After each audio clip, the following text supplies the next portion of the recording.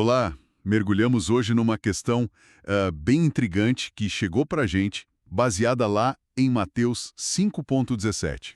Oi. Aquela sobre Yeshua, Jesus, né? Isso.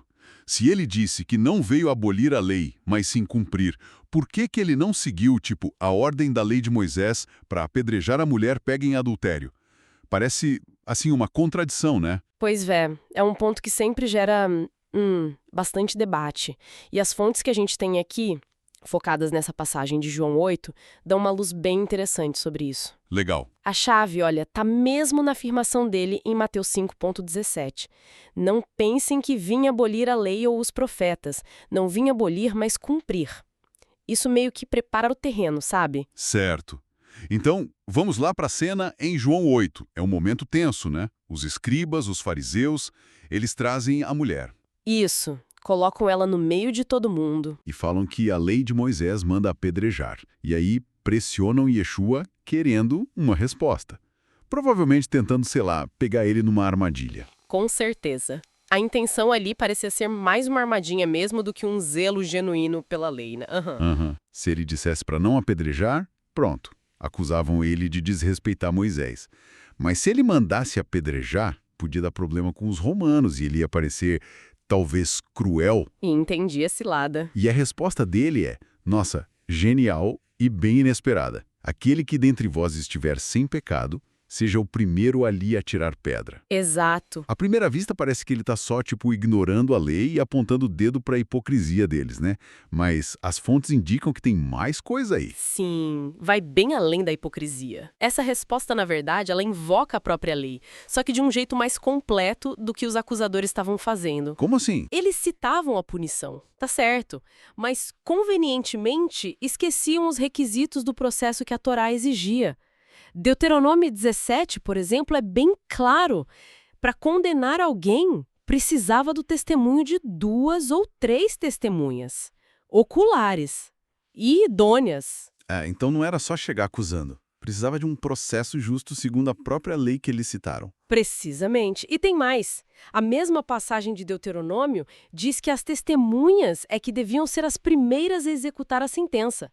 Tinham que jogar as primeiras pedras. Entendi. Então a pergunta implícita de Yeshua é: vocês que a trouxeram aqui, vocês são testemunhas válidas segundo a lei? Vocês viram o ato? Cadê o homem? Porque a lei dizia que o homem também deveria ser punido, né? Nossa, verdade. Ao trazerem só a mulher e sem se apresentarem como testemunhas qualificadas, eles já estavam distorcendo a lei ali mesmo. Exatamente.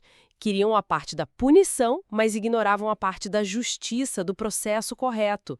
Estavam sendo parciais. Faz todo sentido. Então, a declaração de Yeshua, quem não tem pecado atire a primeira pedra, expõe essa falha toda. Se eles atirassem a pedra, estariam eles mesmos quebrando a lei sobre testemunho e processo justo. Poderiam até ser acusados de falso testemunho. Ou seja, se tornariam transgressores no ato de tentar aplicar a lei. Isso, e se não atirassem, estariam admitindo ali na frente de todo mundo que não tinham base legal ou moral, segundo a própria Torá, para exigir aquela execução. Ficaram numa sinuca de bico. E a reação deles mostra isso, né?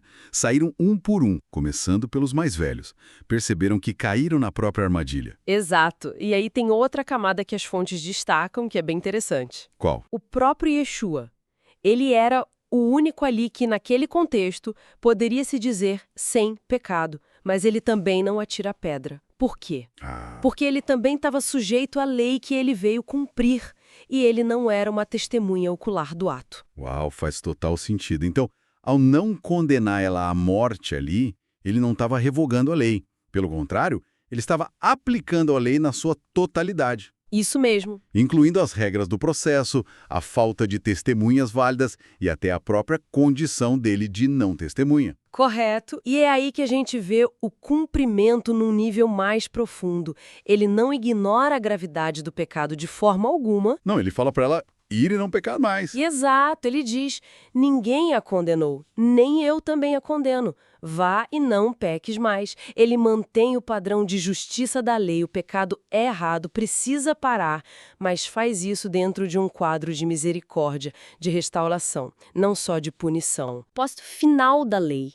que não é só punir, mas guiar as pessoas para a retidão, para a vida. Mostrou sabedoria, justiça e verdade ali. Ou seja, cumprir a lei para ele não era só aplicar a letra fria que podia matar, mas viver o espírito por trás dela. A justiça, a verdade, o processo correto. E, quando cabível, oferecer um caminho para o arrependimento, para a mudança. Exatamente. As fontes argumentam que Yeshua revelou ali a plenitude da Torá, que inclui sim a misericórdia triunfando sobre o juízo, como Tiago depois escreveria. Não é anular a justiça de jeito nenhum, mas é aplicá-la com sabedoria, com compaixão divina, focando na restauração da pessoa. Que análise poderosa, hein?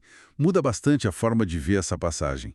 Sugere que a fidelidade à lei, no exemplo de Yeshua, é, nossa, muito mais rica e complexa do que só seguir a regra ao pé da letra. Com certeza. Hoje, né, nas nossas vidas, quando a gente se depara com regras, normas, leis, como seria buscar aplicar não só a letra, mas o espírito por trás delas? O propósito de justiça, de verdade e, quem sabe, até de compaixão. Fica aí a reflexão. Uma ótima reflexão. Até nossa próxima análise.